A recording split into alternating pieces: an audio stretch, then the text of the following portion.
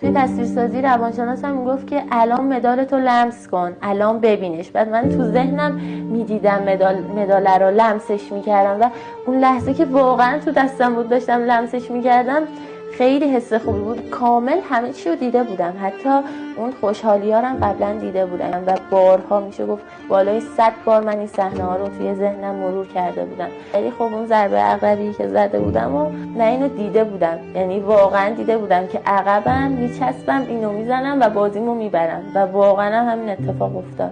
من مطمئنم که این مسیر خیلی بالا و پایین داره، ولی به خودم قول دادم که جا نزنم و تا ثانیه آخر امید داشته باشم. الان تو این سن 19 سالگی اسم میکنم به پختگی یه آدم 60 ساله رسیدم. انقدر که سختی کشیدم، درد کشیدم.